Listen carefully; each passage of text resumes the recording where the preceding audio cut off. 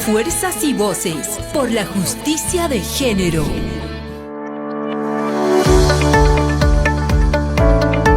Buenas noches a todos y todas. Gracias por estar presentes en este segundo conversatorio de una serie de conversatorios que estamos haciendo en marco del proyecto Fuerza y Voces por la Justicia de Género.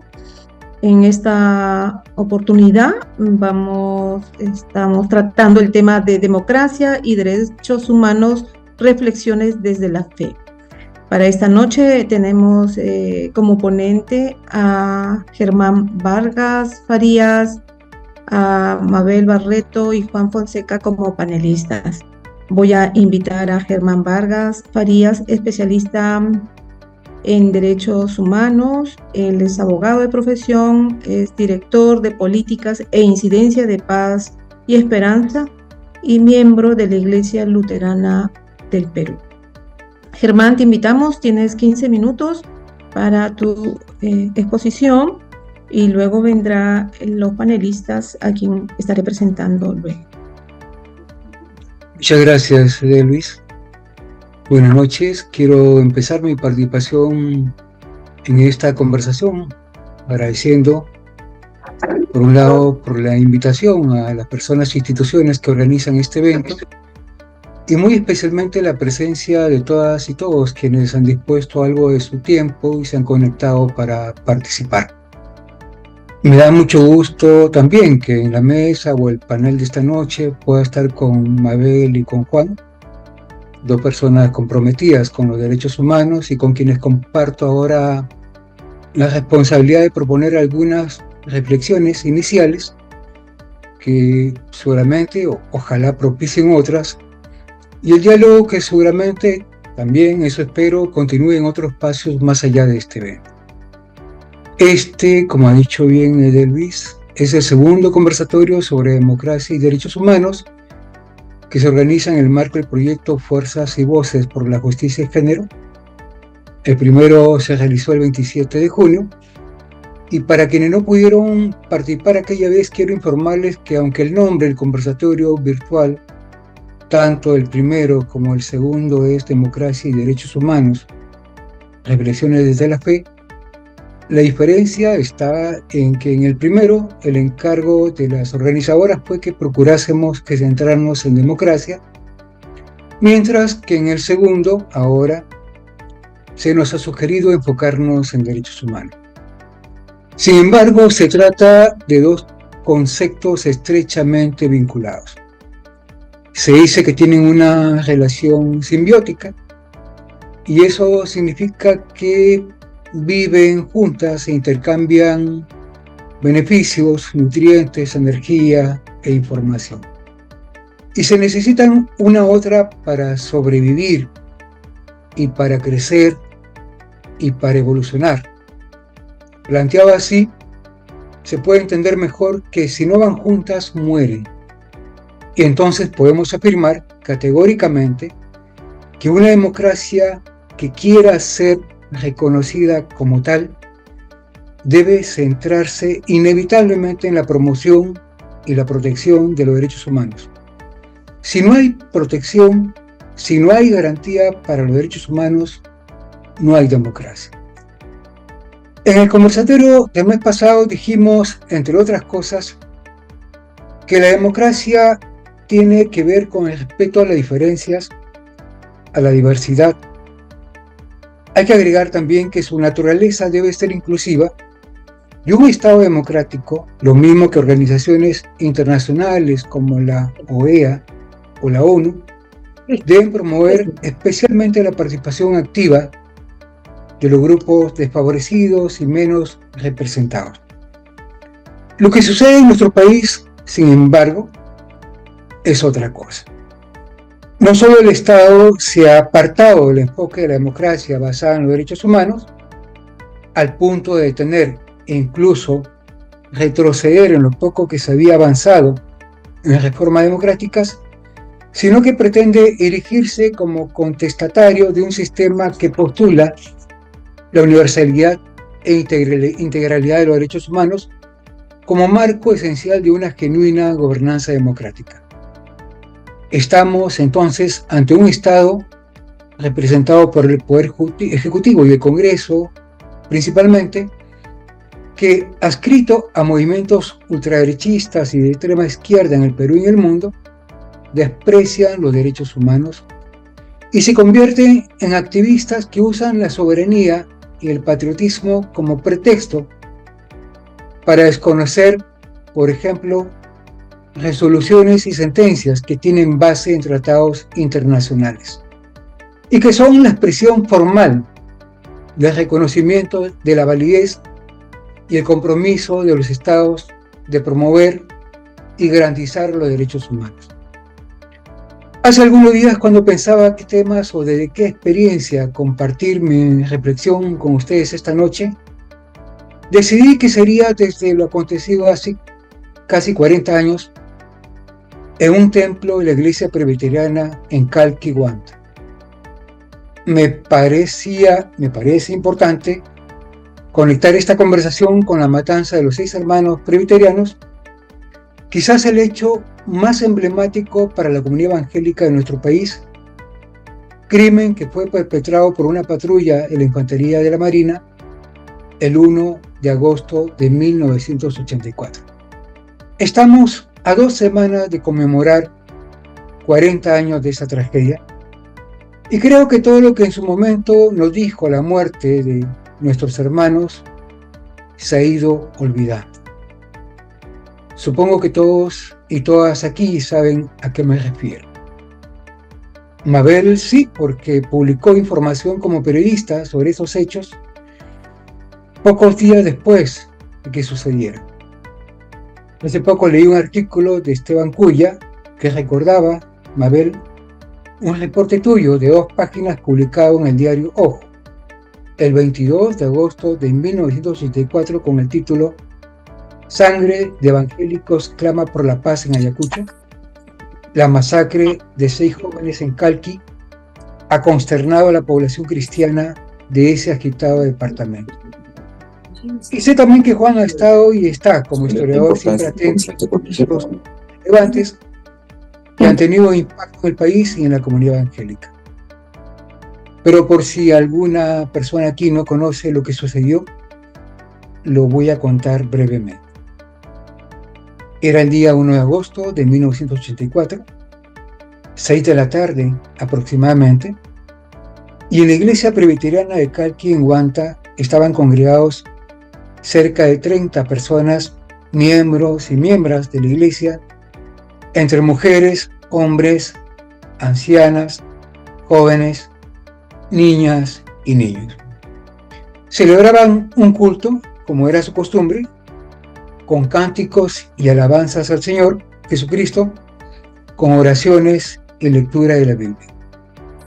De pronto, llega al lugar una patrulla de infantes de Marina, integrada por 18 a 20 soldados, que ingresan violentamente al templo, gritan groserías, hacen disparos al aire estando dentro de la iglesia, ordenan a las hermanas y hermanos presentes que no se muevan mientras les apuntan con sus armas, revisan todo lo que hay, incluso un cuarto contiguo donde guardaban materiales de un colegio de la zona, y al no hallar lo que aparentemente buscaban, se comunican por radio con sus jefes de la base militar, recibiendo, según testigos sobrevivientes, un mensaje que les decía que solo respeten a los niños y ancianos. De inmediato seleccionaron a 6 varones de la congregación, a quienes llevaron a patadas fuera del templo, mientras obligaban a las personas que permanecieron en la iglesia a cantar elevando la voz. Se escucharon luego disparos fuera del templo. Adentro las niñas y los niños lloraban, y cuando finalmente los marinos se fueron, ordenaron que nadie saliera de la casa, y para asegurarse que cumplan su orden lanzaron una granada que detonó en la puerta. Nadie sabe precisar exactamente cuánto tiempo pasó, hasta que las hermanas se atrevieron a salir encontrándose a pocos metros del templo con los cadáveres de los 6 hermanos a quienes habían matado a bayonetazos y balazos. Los hermanos asesinados son Paulino Cayo Coriñaupa, el mayor del grupo, tenía 49 años, era albañil, tenía 7 hijos. Constantino Yáñez Huincho, de 24 años, soltero, campesino. Mequías Quispe, agricultor, de 21 años. José Yáñez Huincho, 18 años, soltero. Wenceslao Florencio Guamanyali Oré, 17 años, agricultor. Jorge de la Cruz Quispe, 16 años, estudiante. Lo que pasó luego fue también doloroso. El hermano Vicente Saico, líder de la Iglesia Presbiteriana de Guanta, hace la denuncia a través de Radio Mauta, donde trabajaba, y envió una carta al Concilio Nacional Evangélico del Perú que se perdió en el camino. Esa vez no llegó la carta. Los militares negaron su responsabilidad en los hechos. Llegaron a decir que ese día, a esas horas, por esa zona, una patrulla de infantes de marina había sufrido una emboscada por parte de elementos terroristas, que ellos habían repelido el ataque valientemente y desconocían si se había producido bajas por parte de los elementos subversivos. Calqui, siempre es importante decirlo, no fue el primer atentado o crimen contra la comunidad evangélica, pero impactó por las circunstancias en las que se produjo y por haberse perpetrado en un templo mientras se celebraba un culto de adoración a Dios. Sucedió así hace casi 40 años y que yo sepa, no ha sido incorporado como tantos otros hechos en la memoria de las iglesias evangélicas. Por lo que sé, algunos reducen la historia de las iglesias, de la comunidad evangélica, no es el caso de Juan, por cierto, a las fechas de fundación de estas instituciones, a la llegada de sus misioneros y fundadores, a la obra social importante que emprendieron, todo seguramente valioso como información, pero creo yo sin la relevancia y significado que tuvo el sacrificio de nuestros hermanos en Calqui. La mayoría de los crímenes perpetrados en el periodo de 1980 al 2000 continúan impunes. La investigación de estos casos es sumamente compleja y si se dilatan estas investigaciones, estos procesos, es, yo creo, la principal razón porque desde los institutos armados y el Ministerio de Defensa se niegan a colaborar con las investigaciones, lo cual es un deber, no es una concesión de ningún modo. Ustedes quizás han escuchado o han leído sobre la persecución de militares que nos defendieron de la subversión y que se han pasado 20, 30 o 40 años sometidos a procesos penales, dicen, interminables. Pues la verdad es que no se trata de ninguna persecución injusta. Que en muchos casos, como los recientemente condenados por violaciones sexuales en Manta y Vilca, se trata de criminales cuyos procesos han demorado porque los propios perpetradores burlaron durante mucho tiempo la acción de la justicia y desgraciadamente sus instituciones optaron por encubrirlo. En Calqui hemos seguido 2 juicios que han terminado con sentencias condenatorias. La primera fue el año 2014 contra el guía civil de la patrulla asesina y la segunda condena fue el año 2021 contra Luis Celis Checa, que era el jefe de esa patrulla. Ahora estamos en otro juicio que también incluye el caso de la desaparición del periodista Jaime Ayala y las ejecuciones extrajudiciales que derivaron en las fosas de Pucayaco. Este juicio se sigue contra jefes militares del Estado Mayor. Sin embargo, solo uno comparece desde el inicio en este juicio. Lograr justicia en nuestro país implica mucho tiempo y recursos. Y si hay quienes se solidarizan con militares investigados y procesados por graves crímenes contra los derechos humanos, debiera tenerse en cuenta, sobre todo, que al mismo tiempo de espera lo tienen las víctimas y sus familias. Ciudadanas y ciudadanos a quienes no solo se les regatea la justicia, sino que cuando en algunos casos la logran, después de mucho batallar, se la intentan nuevamente arrebatar con una ley como aquella que ha dado el Congreso, delimitando los crímenes o delimitando la prescripción de los crímenes de lesa humanidad cometidos antes del 2002. Probablemente pronto conoceremos ya la promulgación de esa ley y los perpetradores tendrán una oportunidad más para procurar que sus crímenes queden impunes. Esto se da en un contexto en el que tenemos un gobierno que concede, y eso tiene que ver con algo que hoy día también hemos conocido sobre hechos que se perpetraron entre diciembre de 2022 y febrero de 2023. Ya saben, se trata de las protestas sociales, la forma como fueron reprimidas y la consecuencia de estas.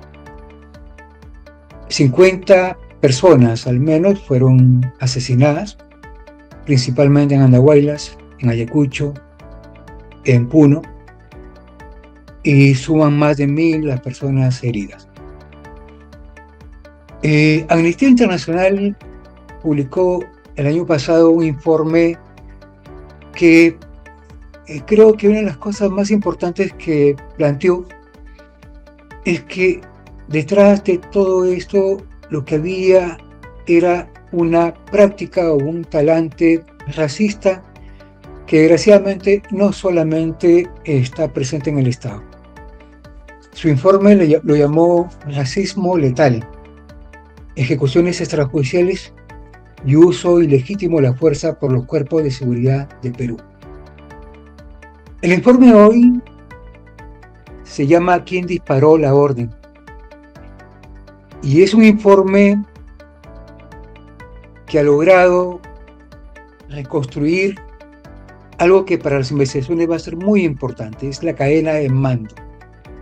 Ha identificado la cadena de mando, es decir, todos los militares involucrados, desde dónde salió justamente la orden.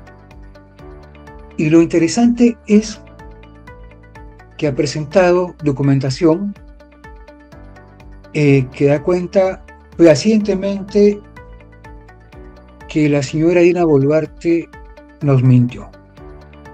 Ya lo sabíamos, pero ahora eso está documentado, y eso no solamente la pone en una situación complicada a la señora Boluarte, sino también a quien en ese momento era ministro de Defensa y luego lo ascendieron a primer ministro, al señor Otarola. Hubieron varios consejos de ministros, no se trató el tema en algunos de ellos, se hizo de manera subrepticia. Sí hubo reuniones con altos mandos militares, cosa que la señora Boluarte negó, y sí hubo orden de repeler la protesta usando armas letales. Entonces, la conducta del Estado, la conducta particularmente del gobierno y del Congreso, tiene que ver con algo que tienen en común y es su pretensión de impunidad. Pretensión de impunidad que cuestiona, que pone en riesgo, que amenaza, que desvirtúa la democracia y que es muy probable pueda prosperar, pero con algunas dificultades para estos sectores. Como saben, también está siendo muy complicado lograr mantener la independencia de instituciones, por ejemplo, como el Ministerio Público, que es clave en estas investigaciones, y que, por ejemplo, se ha pronunciado institucionalmente señalando que, rechazando esta ley de prescripción de crímenes de lesa humanidad. Estamos entonces en ese contexto, y frente a eso hay mucho por hacer, y yo, Edelvis, no quiero entonces extenderme más allá del tiempo inicialmente previsto, para en la segunda parte poder plantear algunos puntos, algunas consideraciones que tienen que ver justamente con aquello que podemos hacer desde la sociedad civil y el Estado para que la pretensión de impunidad no prospere y para que esta democracia, que muchos dicen ya no democracia, pueda de alguna manera ser reivindicada. Gracias. Gracias, Germán. Muchísimas gracias. Vamos a invitar a nuestros panelistas, Mabel Barreto, ella es periodista, activista de los derechos humanos y derechos de la mujer, integrante de la Iglesia Metodista, es la primera panelista. Luego viene Juan Fonseca, historiador, docente de la Universidad Pacífico e integrante de la comunidad inclusiva El Camino. Cada uno de ustedes va a tener 10 minutos. Luego de concluido estos comentarios a lo que ha expresado Germán, invitaremos a todos los presentes a realizar sus preguntas por el chat o a mano alzada. Empezamos contigo, Mabel. Tiene algunas dificultades con la imagen, pero la escuchamos. Gracias. Yo quería empezar compartiendo algunas reflexiones con ustedes. Muchas gracias por la invitación. Señalando algunos, a manera de flashes recordatorios, algunos hechos, ¿no? En primer lugar, hoy día, 18 de julio del 2024, se cumplen justamente hoy día 32 años del caso La Cantuta. Y al mismo tiempo 6 meses desde que se interrumpió con su excarcelación la condena de 25 años de prisión a los que fue sentenciado Alberto Fujimori. Es un caso que por este hecho está nuevamente yendo al limbo de la impunidad porque la justicia no se está cumpliendo, ¿no?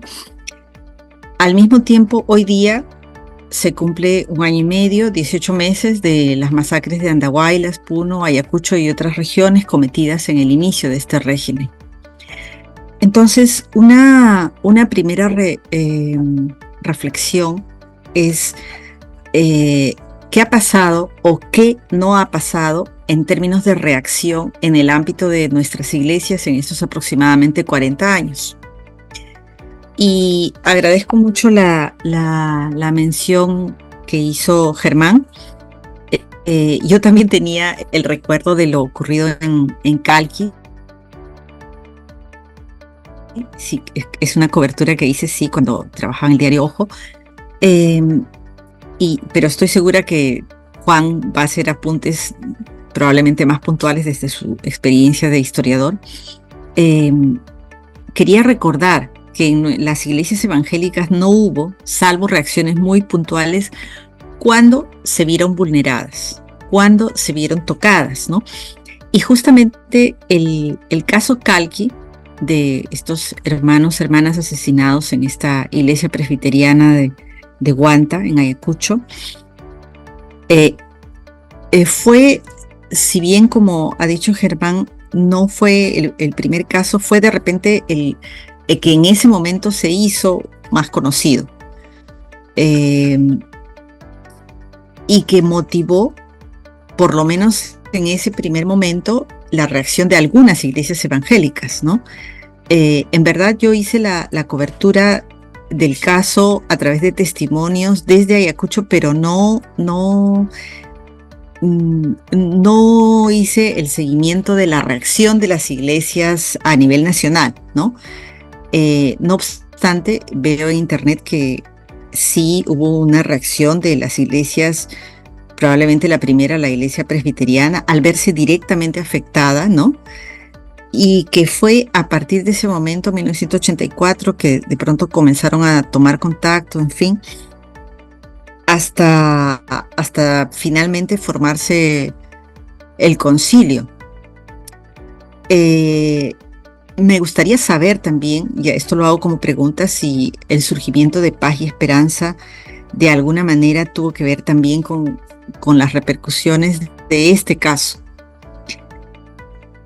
Ahora, subrayo el tema de que estas reacciones se dieron cuando las iglesias se vieron vulneradas, cuando se vieron tocadas. Antes de esto no había otras reacciones, no se conocieron. Entonces, aquí de pronto podemos tener un análisis, una evaluación, o comenzar a tener este análisis de cómo otros grupos sí reaccionan cuando se ven vulnerados, cuando se ven tocados. Y esta reacción es sostenida en el tiempo.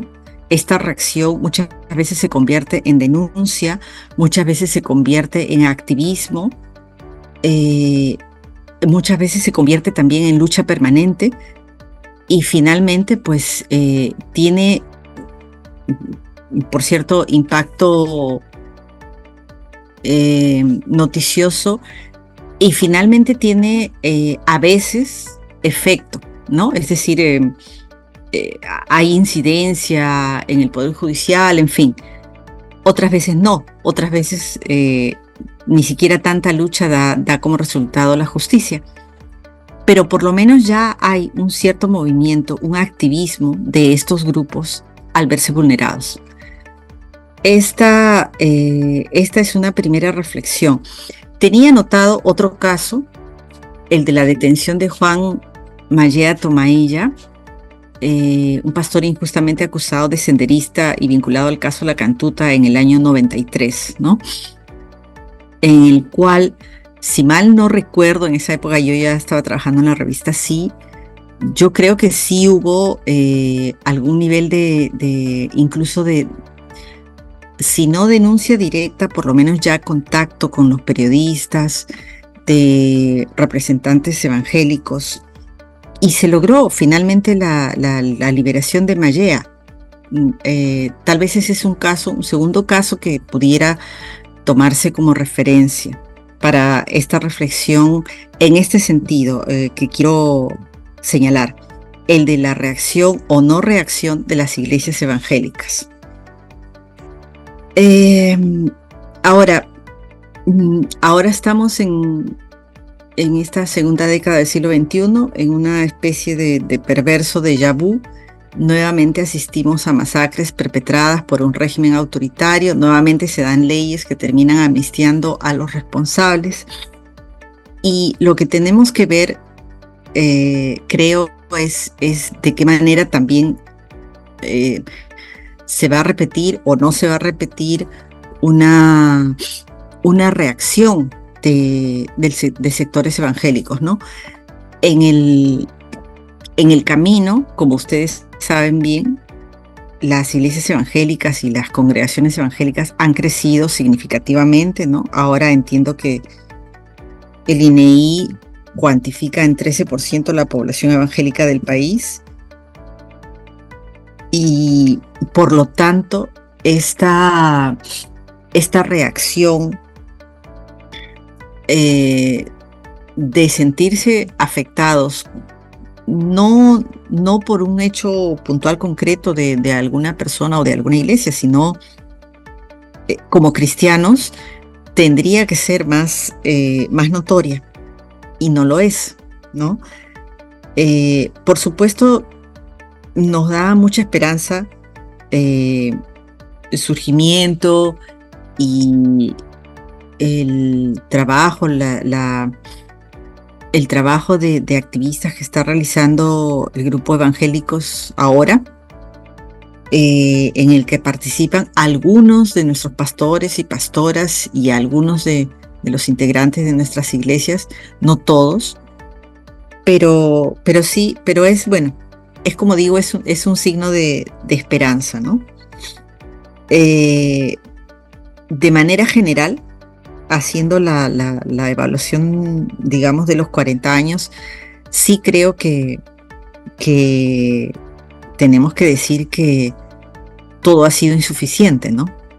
Ya nos ha recordado Germán que ni la propia memoria de las iglesias evangélicas recoge un hecho tan relevante como el caso Calqui, que si mal no entendido continúa impune. Entonces, creo que eso es lo que me gustaría dejar como una primera reflexión. ¿En qué medida podemos hacer el análisis de la reacción o no reacción de nuestras iglesias y el porqué de estas respuestas o no respuestas? Otra cosa que quería señalar es esta vinculación que se da entre fe y derechos humanos, que se plantea a partir de conceptos, ¿no?, muy concretos. Creo que algo que podría agregarse es que estos son dos palabras indesligables, ¿no?, que entre sí, que parten de una condición que tiene que ser consecuencia de la fe. Y es algo a lo que yo, bueno, personalmente siempre he hecho mano de eso, ¿no?, que es la coherencia. O sea, no se puede amar a Dios y no amar al prójimo. No se puede vivir la fe encerraditos en una iglesia, ¿no?, mientras todo el contexto está derrumbándose alrededor nuestro. Y de repente esto es también algo que tenemos que insistir en compartir con nuestras congregaciones. Y nuevamente, felizmente, sí ha habido algunas iglesias, pastores, pastoras que han optado valientemente por tener una participación, una reacción en el contexto tan difícil que estamos viviendo en este momento, o lo que ocurrió entre diciembre del 2022 y febrero del 2023, pero nuevamente son como voces aisladas, ¿no? En el mar de todas las iglesias son como voces aisladas, sí importantes, de repente a nosotros no son importantes, no son queridas, en fin, pero el impacto tendría que ser mayor, ¿no? Bueno, hasta aquí algunas de las reflexiones que quería compartir, y felicitaciones por esta investigación que se va a dar a conocer de quién disparó la orden. Gracias. Gracias, Mabel. Invitamos a Juan. Recuerden sus preguntas, vayan preparando, concluido la participación de Juan. Juan, adelante. Muchas gracias. Bueno, muchas gracias a todos y todas por estar aquí, y también por la oportunidad de compartir algunas reflexiones a partir del texto de Germán, y también los aportes que plantea Mabel. Y tal vez quisiera empezar justamente por lo último que señaló Mabel, porque me hizo recordar una pregunta que en una ocasión alguien me hizo en un evento justamente sobre temas de derechos humanos, diversidad. Y la pregunta era algo así como, ¿es posible que haya compatibilidad entre la fe y los derechos humanos? Esa fue la pregunta. Y yo le dije, ¿es posible que no lo sea? O sea, existen personas, existen cristianos, creyentes que puedan afirmar que la fe cristiana, o que en general las religiones, no solo estén apartadas, sino incluso que estén en las antípodas de los derechos humanos. A mí me resultaría muy difícil de creer eso. Porque efectivamente la fe y los derechos humanos son dos dimensiones de la experiencia humana que creo que han nacido unidas y que deberían estar siempre unidas. Yo no concibo a un Jesús que esté en contra de la defensa de la vida, de la defensa de los derechos de todos y de todas. Yo no concibo a un fundador incluso de otras religiones que en su intento de construir una vía para que los seres humanos encuentren un sentido en sus experiencias de vida, no haya pensado en la dignidad humana, haya pensado en la defensa de los derechos.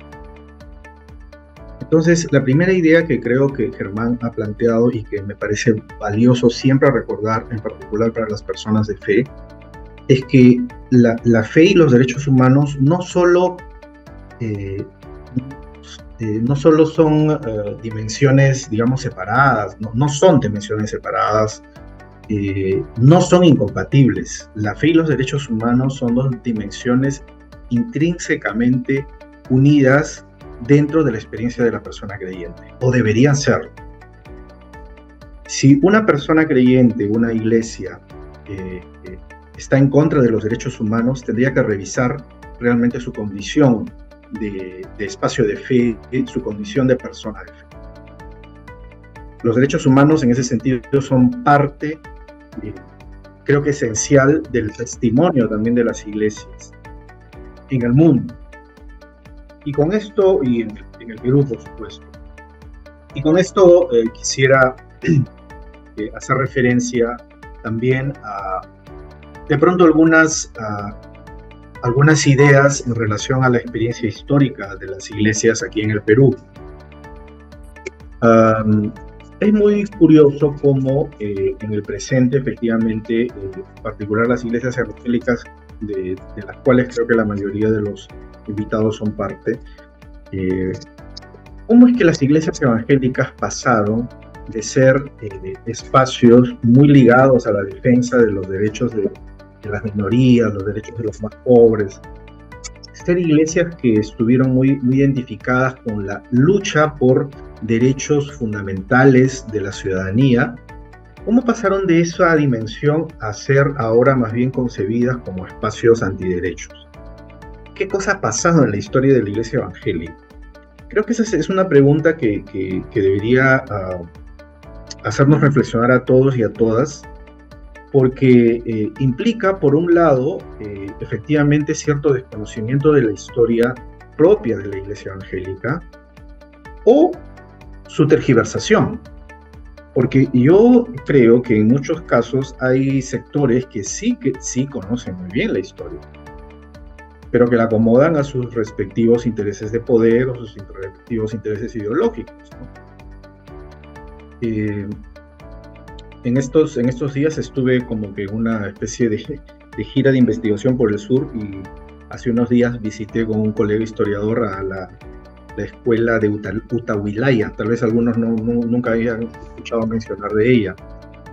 Esta pequeña experiencia de educación rural indígena se inició en el año 1902. El primero que lo inició fue un maestro indígena que se llamaba Manuel Zúñiga Camacho. Este caballero fue el primero que se atrevió a educar a los indígenas en la zona del altiplano, a pesar de las protestas y de la oposición e incluso de la persecución, tanto de la Iglesia Católica como del grupo de hacendados de la región. que un indígena fuera educado era concebido como algo peligroso. Bueno, a partir del año 1908, y ya de una manera efectiva desde 1911, Manuel Zúñiga Camacho se asoció a la Iglesia Adventista, y con la Iglesia Adventista inició esta tremenda obra educacional que los adventistas desarrollaron en el mundo indígena en el altiplano. A raíz de eso es que en el año 1913 el obispo católico, el obispo de Puno, Valentín Ampuero, organizó, bueno, o incitó a que un grupo, unas turbas de frailes y de gente católica atacara el puesto educativo de esta iglesia adventista ahí en Utahuilaya, que luego se trasladó a lo que es actualmente el distrito de Platería. Yo estuve en todos esos espacios hace unos días y me pareció tan inspirado. Pero muy pocos tal vez saben que a partir de esa experiencia, en 1913, es que se inicia el debate para la libertad de cultos. Porque al ser atacada la escuela y también la misión adventista, el caso, digamos, llega a los medios de prensa y luego llega a los espacios políticos en Lima. Entonces, aquí en Lima, los misioneros protestantes de la época, junto con algunos sectores liberales, progresistas, sectores de la masonería, en fin, empiezan a desarrollar toda una estrategia para hacer, digamos, labor política, labor de buena política, en el Congreso de la República de entonces para que se apruebe la libertad de culto. La libertad de culto recién se va a aprobar como enmienda constitucional en el año 1915. Bueno, ¿por qué cuento esto? Porque el derecho de las iglesias evangélicas a disfrutar de la libertad religiosa partió de una experiencia de acompañamiento a sectores vulnerables como los indígenas, sectores excluidos en ese momento como la población indígena. Y partió a partir de una protesta, de una indignación por el atropello que sufrió esta experiencia educativa, esta comunidad indígena, esta comunidad adventista, por parte de los poderes de entonces. Una experiencia de agresión a los derechos humanos de un grupo de personas. Entonces, un grupo de creyentes. Entonces, cuando ahora muchas iglesias evangélicas hablan de la defensa de la libertad religiosa, no en ese sentido originario de defensa republicana de los derechos de todos a creer y vivir según como su conciencia le diga, su fe en una sociedad sin ningún tipo de acoso, sin ningún tipo de impedimento, pues pareciera que han olvidado un poco de la historia. Porque la defensa de los derechos humanos no puede ser solo una defensa, digamos, de los derechos de mi grupo, sino tiene que ser concebida siempre como la defensa de los derechos de todos. O sea, la defensa de la libertad religiosa, en la actualidad, para que siga siendo legítima como una lucha cívica, como una lucha, digamos, legítima dentro del Estado, tendría que estar acompañada de la defensa de todo tipo de derechos. Y entonces a mí me preocupa cuando en la actualidad muchos sectores evangélicos, a partir de lo que han mencionado tanto Germán como Mabel, de todos los casos de violencia y de abuso de los derechos humanos que sufrieron las comunidades, en particular quechohablantes, las comunidades campesinas, en algunas regiones, en particular del sur, todos estos abusos que sufrieron tanto en el conflicto armado interno como también recientemente en el periodo del estallido social, han sido en muchos casos ignorados. Cerrando ideas, me parece que la reacción tan indiferente que las iglesias evangélicas han desarrollado, y muchas iglesias cristianas en general, en relación a los derechos de las poblaciones más excluidas del país en estos dos periodos que hemos mencionado, es sumamente preocupante. Y yo solo quisiera cerrar con lo último. También, digamos, tres ideas. La primera es que la fe y los derechos humanos están intrínsecamente relacionados, no pueden estar separados. En segundo lugar, que la experiencia histórica de las iglesias evangélicas ha estado asociada a la defensa de los derechos. Negarse a ello es justamente negar el legado de la propia historia de la iglesia evangélica. Y en tercer lugar, a mí me parece importante, y con eso cierro, afirmar de que la fe es una dimensión muy potente para seguir luchando por los derechos y para resistir los abusos de los derechos humanos. Si algo me ha sorprendido de los testimonios que he escuchado, y en algunos casos de manera directa, de las personas que sufrieron las agresiones últimamente en el estallido social, me refiero a, por ejemplo, las personas que forman parte de la Asociación de Mártires, perdón, de familiares de víctimas y mártires tanto en Ayacucho como en Juliaca. Una cosa que me ha llamado la atención es su fe. Es cómo ellos siguen creyendo en un Dios que muchas veces es utilizado por las instituciones religiosas para legitimar el abuso del poder, ¿no? Siguen creyendo y siguen confiando en un Dios que es utilizado por algunas instituciones religiosas establecidas para bendecir incluso armas, ¿no? Armas que luego van a ser utilizadas para asesinar a otros seres humanos. Yo no concibo eso. ¿Cómo se puede bendecir armas desde la iglesia, ¿no? Entonces la fe, así como puede ser manipulada, instrumentalizada por espacios, por grupos que buscan oprimir al otro, también puede ser una fuerza sumamente liberadora. Creo yo que en ese sentido, quienes estamos, me incluyo, involucrados en la experiencia de la defensa de los derechos humanos en su generalidad, en su dimensión macro, vamos a tener siempre esta idea de que lo hacemos no como un apéndice de nuestra fe, no como una dimensión separada de nuestra fe, sino como una consecuencia lógica y legítima de ella. Y creo que de esa manera también vamos a estar siempre preparados para recuperarnos, para resistir, para seguir buscando justicia y para construir esperanza. Bueno, muchas gracias. Juan, gracias por participar. Y ahora invitamos a todos los presentes para poder expresar sus preguntas, comentarios sobre lo que estamos conversando, lo que ha expuesto Germán, también Mabel y Juan. Por favor, están en la libertad de levantar las manos. Luis, ¿Sí?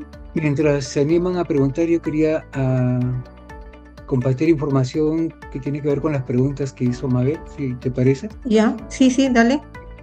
Ya. Bueno, una pregunta que hizo bien específica tiene que ver con el surgimiento de Paz y Esperanza como institución, si está relacionada con lo que sucedió en Calqui el 1 de agosto del 84. Y sí, lo que se conformó cuando se tomó conocimiento en Lima de lo que había pasado días después, ¿no? Es una comisión de emergencia que se trasladó a Ayacucho para tomar, digamos, conocimiento in situ de lo que había sucedido. El mandato era como acompañar, apoyar a los huérfanos, a las viudas, y es ahí donde se descubre, ya había información, pero se toma conocimiento directo con otras personas que también habían sido víctimas de la acción tanto de miembros de grupo de seguridad del Estado, para decir policías o militares, como de Sendero Luminoso principalmente. Entonces a esa comisión se le denomina Paz y Esperanza. Es decir, ahí nace este ministerio que luego se constituye al año siguiente como un departamento de acción y servicio social como parte de la estructura del Concilio Evangélico.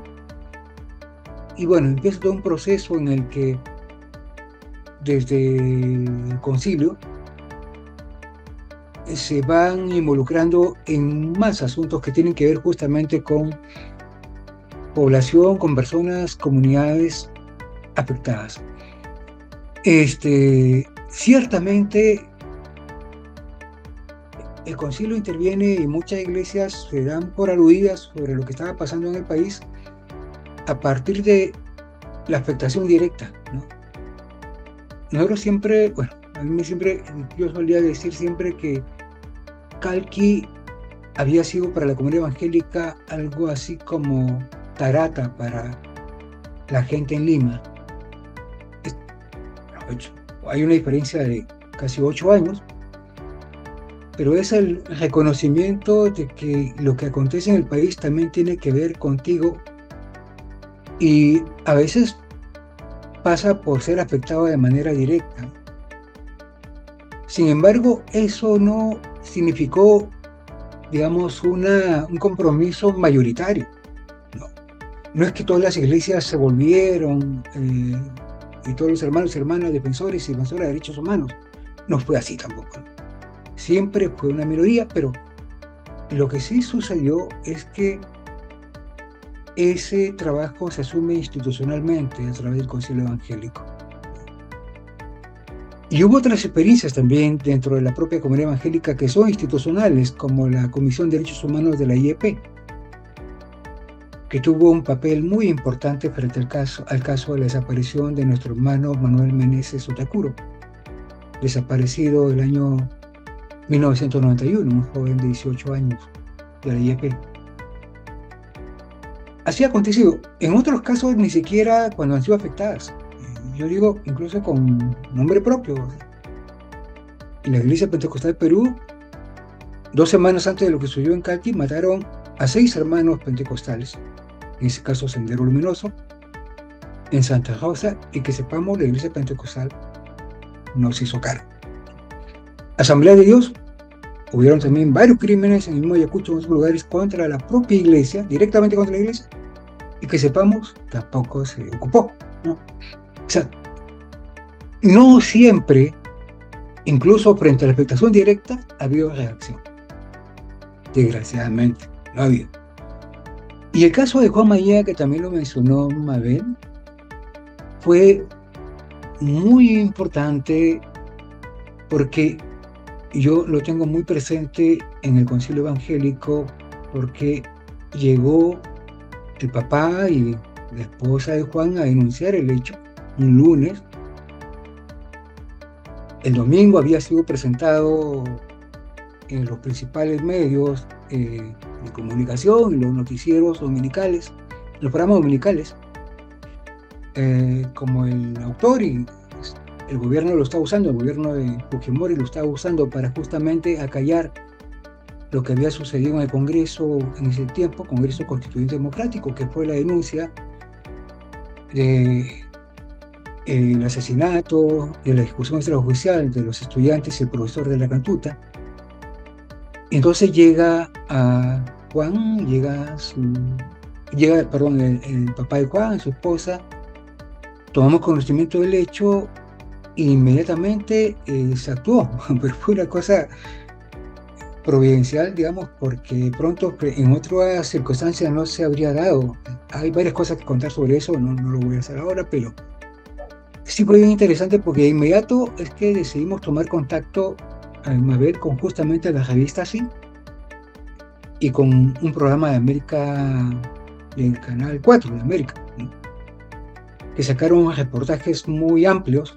Me acuerdo que la revista Sí sacó varias páginas dedicadas, digamos, a la defensa de Juan. Y desde ahí impulsamos una campaña que tuvo mucho impacto incluso en la comunidad de derechos humanos. Nosotros le pusimos por nombre la campaña Hay muchos como él.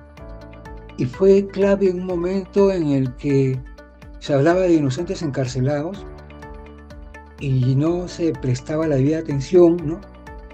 En este caso, presentamos a un hermano de una iglesia evangélica, respaldado por la institucionalidad evangélica del Concilio Nacional, y ahí también eso significó ir generando una alianza con la Comisión Episcopal de Acción Social de la Iglesia Católica. Ahí tenemos una historia muy larga que contar, pero yo quería entonces, a propósito de lo que había mencionado Mabel, sí decir que ciertamente está conectado lo de Calqui con Paz y Esperanza, y ciertamente comparto la reflexión de que a veces hemos reaccionado cuando hemos sido tocados, pero en otras muchas ocasiones ni siquiera en esos casos.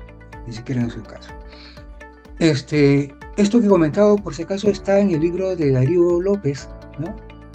Que se llama Los evangélicos y los derechos humanos. Los derechos humanos. Que sería bueno conocerlo. Y bueno, ahí lo dejo, Luis. Gracias, Germán. Hay un comentario de Janet Villanueva. Dice, me parece interesante la discusión de derechos e iglesia. ¿Cómo lograr integrar a esta discusión política e iglesia de una manera propositiva? Los líderes y lideresas de iglesias que participan en política no siempre son los mejores. Eso se evidencia actualmente. ¿Algún comentario?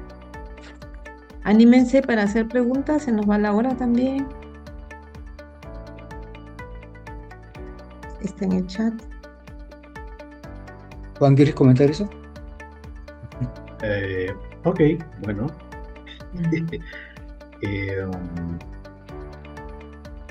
Bueno, en primer lugar, me parece importante señalar que la política es una dimensión también de la misión de la Iglesia. Yo recuerdo que en una de las últimas encíclicas del Papa Francisco habla de la política como casi un acto de amor, ¿no? O sea, como un acto en el que el ser humano pone a disposición de la sociedad parte de su vida, a veces toda su vida.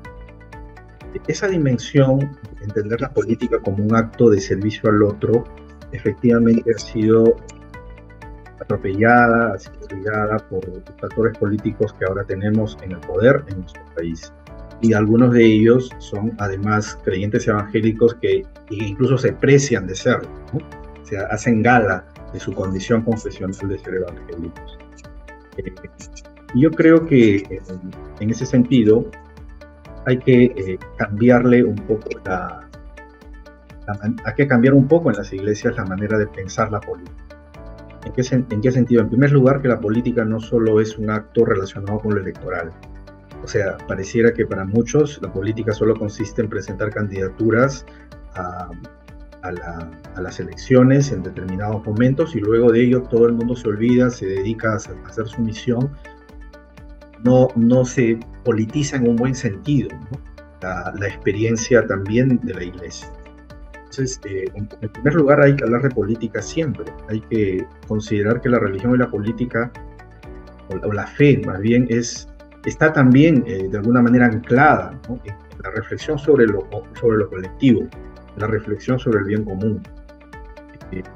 Y tal vez uno de los grandes problemas que ahora estamos viviendo es que se ha perdido por completo toda noción de bien común.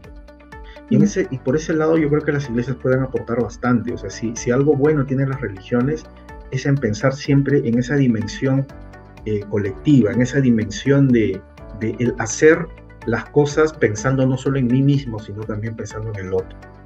En hacer las cosas pensando en que es posible transformar el mundo a partir de la experiencia colectiva. Yo creo que por ahí podríamos hacer algún tipo de aporte. Gracias, Juan. Hay otro comentario de Cristian Florencio. Cuando se habla de evangélicos, ¿cómo diferenciar los grupos religiosos que trabajan por los derechos humanos de aquellos grupos fundamentalistas como los grupos que son parte del grupo Con Mis Hijos No Te Metas y están aliados al fujimorismo, además de aquellos que están muy presentes en las zonas rurales que van vulnerando los derechos humanos de las familias? Se habla del 13% de la población que participan en grupos evangélicos. En esta cifra están también miembros de estos grupos, y así como en Brasil, ¿cuál es el riesgo que llegan al poder representantes de grupos religiosos evangélicos y fundamentalistas? Quizá si hay otras preguntas para que cada uno pueda hacer Germán, Mabel y Juan hacer los comentarios. Ahí hay varias preguntas en ese mensaje de Cristian que está en el chat. Sí, yo tal vez un comentario tratando de contestar algo de lo que plantea Cristian. Digamos, según la lectura según además lo que constatamos en el trabajo de derechos humanos, es que gran parte de los adversarios que tenemos en estos tiempos, en los últimos años sobre todo, no son únicamente como antes, gobiernos comprometidos con violaciones de derechos humanos, no son militares o gente vinculada a los institutos armados que quieren defender, ¿no?, a oficiales de estas instituciones, sino son grupos de gente que se dice cristiana, ¿no?, y que tiene una agenda que contradice, que se pone a los derechos y a la dignidad de las personas. Yo puedo contar muy brevemente, por ejemplo, la experiencia que tenemos. Fíjense en asuntos que tienen que ver con derechos de niñas, niños y adolescentes, o sea, donde se esperaría que haya cierta unanimidad, cierto consenso, o sea, tratándose de niños y niñas, nadie tendría por qué oponerse, ¿no? Sin embargo, ahí hemos encontrado adversarios, y con Mis Hijos No Te Metas, que es el grupo que se ha aludido, es uno de los que, digamos, tiene un activismo muy potente, muy importante, y ha logrado incidir para, por ejemplo, retroceder en muchas de las cosas que habíamos avanzado en términos de derechos de niños, niñas y adolescentes. Lo más reciente tiene que ver con la educación sexual integral, ¿no?, que es un derecho, que tiene que ver con derecho a la educación de calidad, y sin embargo hay el interés de estos sectores, y han logrado en cierto modo algo de digamos, condicionarlo a la perspectiva, digamos, que tienen estos sectores, estos grupos, ¿no?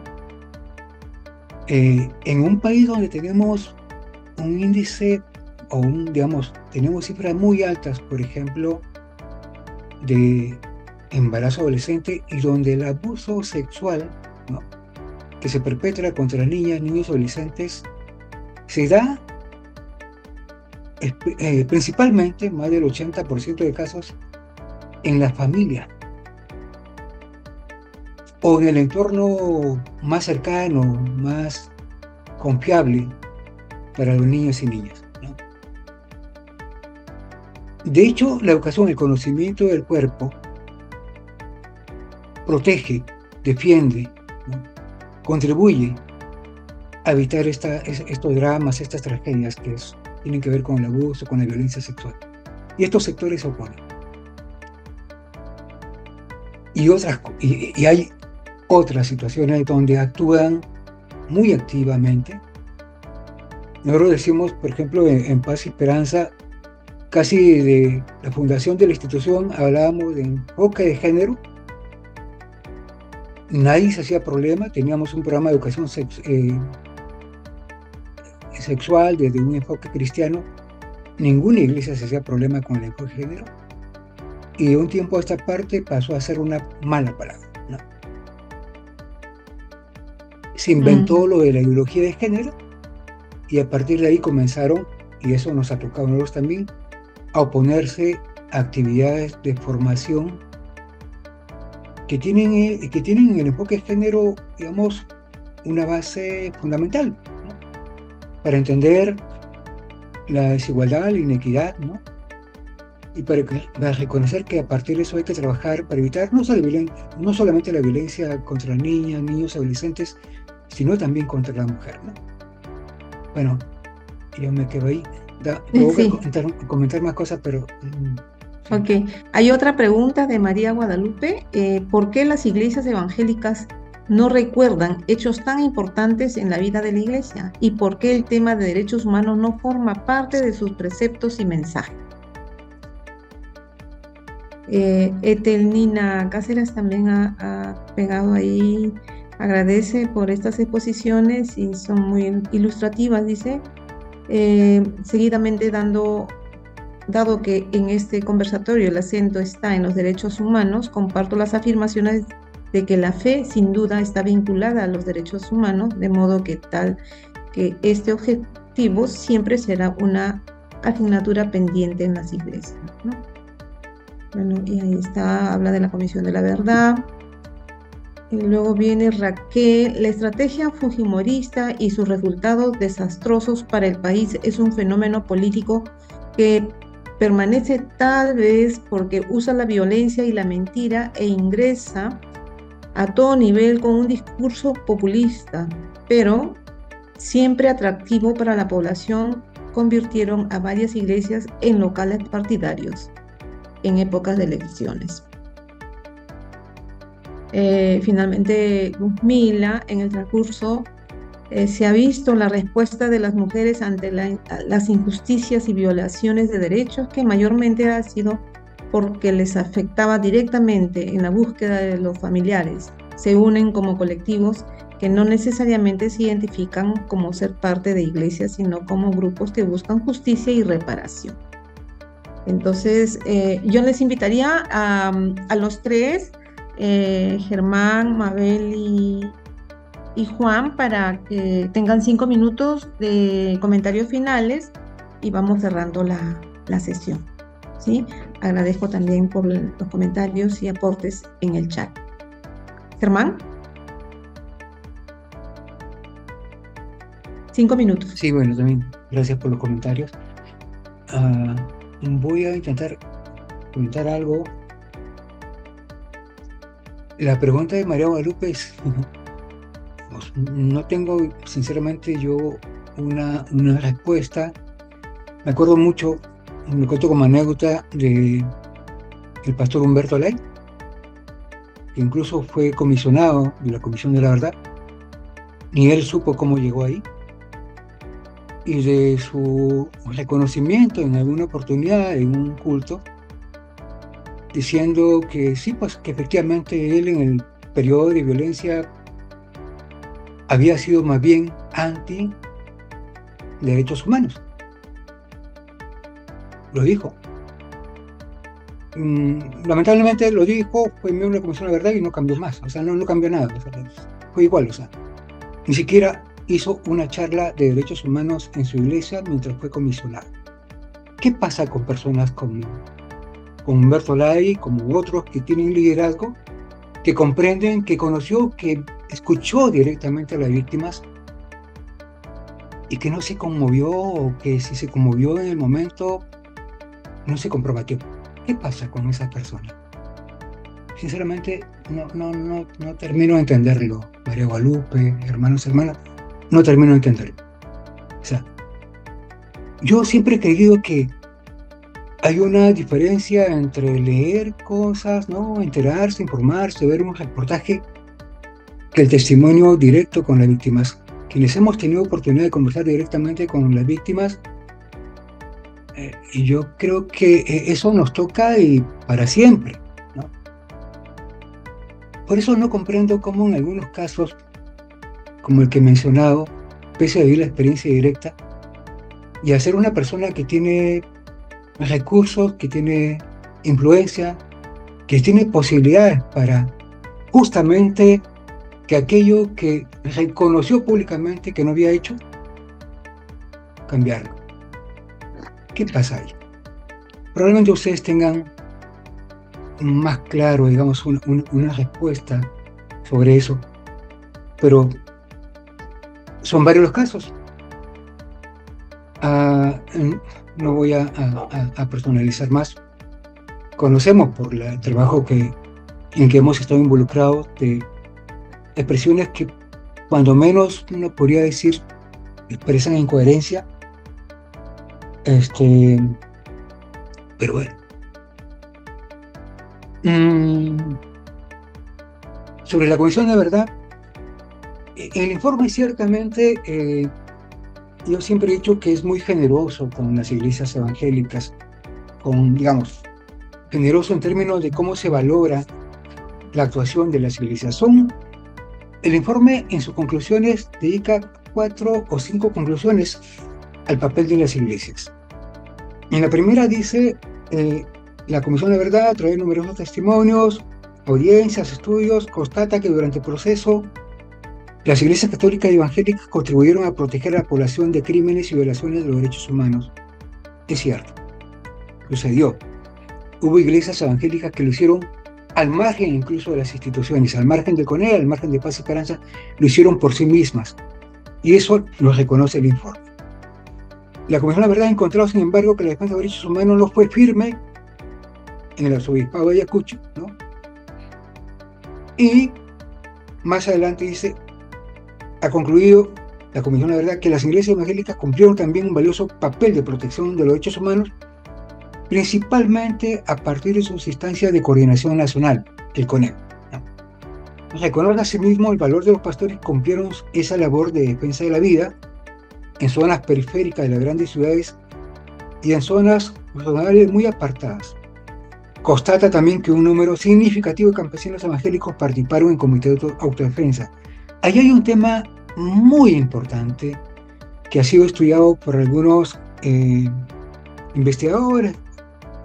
Ya desapareció Carlos Iván de Gregori, Ponciano Alpino, y que está ahí pendiente como para profundizar en la investigación. Estos comités de autodefensa enfrentaron a la subversión. Sin embargo, lamenta que algunas comunidades evangélicas no se hayan hecho eco de la defensa de derechos humanos. Sucedió durante el conflicto armado interno, sucedió en los 80, sucedió en los 90 y ha sucedido en estos últimos años. Uno de los asesinados en Ayacucho es Josué Sañudo, el hijo de un pastor evangélico que se llama Germán Sañudo. Es un pastor de una iglesia pentecostal. Pero no solo porque le haya sucedido al pastor o a su hijo, ¿no? Cuánto de, digamos, solidaridad ha habido con estas familias, con estas comunidades. Sí, sí la ha habido, por cierto. Se mencionó, creo que Mabel mencionó el colectivo evangélico presente. Han habido iglesias también como la metodista, por ejemplo, la luterana, que han tenido algunas expresiones de apoyo, y otras, seguramente otras iglesias, pero falta mucho, como decía también Mabel, todo esto es insuficiente, y sí nos deja un desafío de la gran tarea por hacer.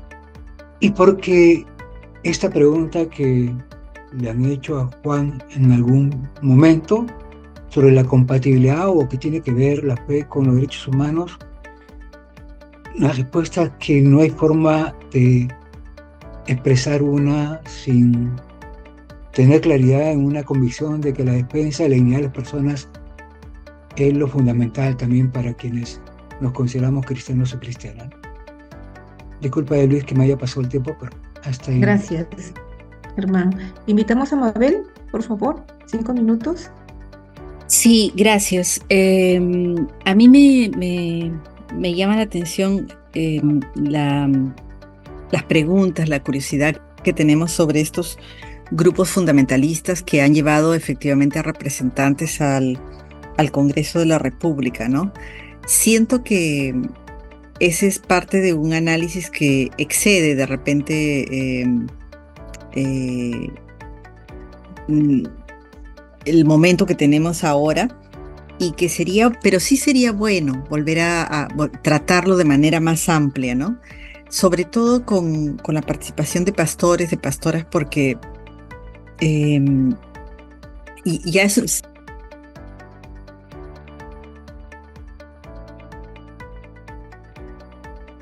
Perdón, me muteé.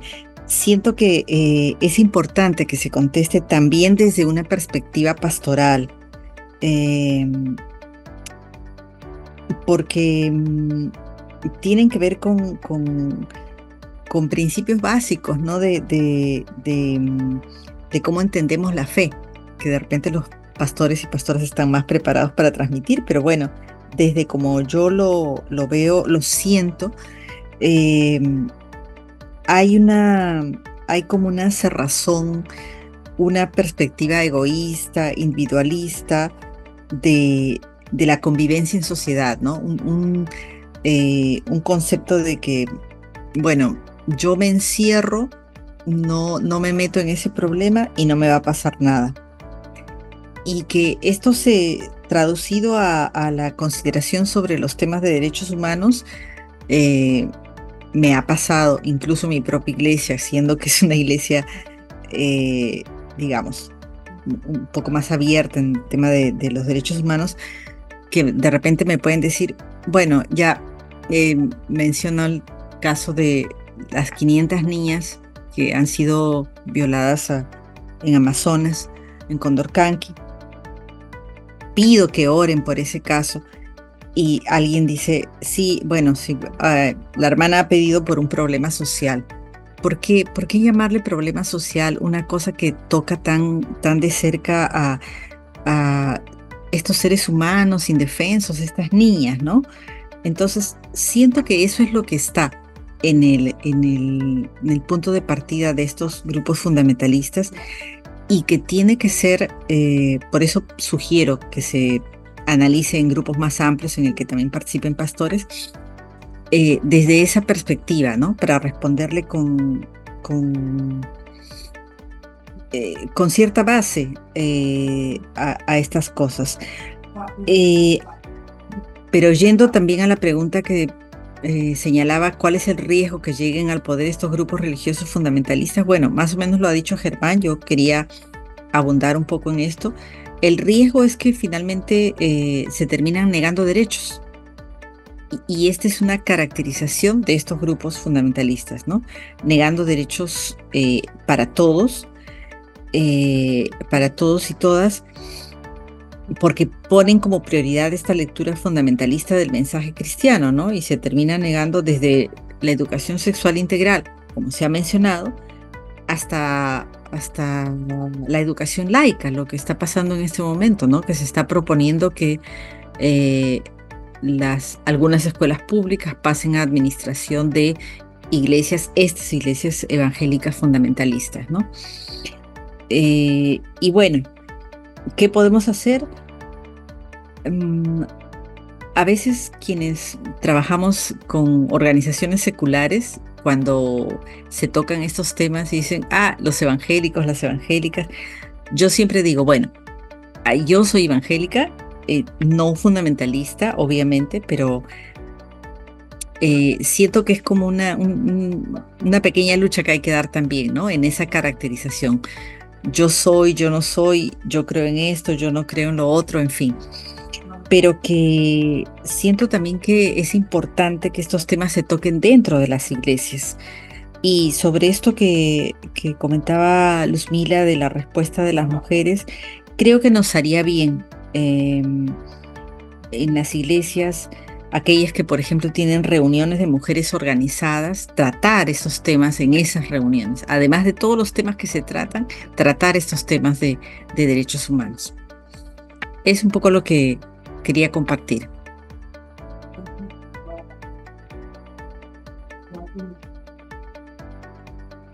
Bueno, gracias, Mabel. Sí, gracias. Ahora, Juan, tienes 5 minutos. Sí, creo que menos. Solo 2 ideas que quisiera resaltar. En primer lugar, como ya lo he dicho en otros momentos, hay que separar y distinguir claramente lo que significa el fundamentalismo de lo que significa la esencia misma de las religiones. El fundamentalismo es un fenómeno que, ojo, no está presente solo en el cristianismo.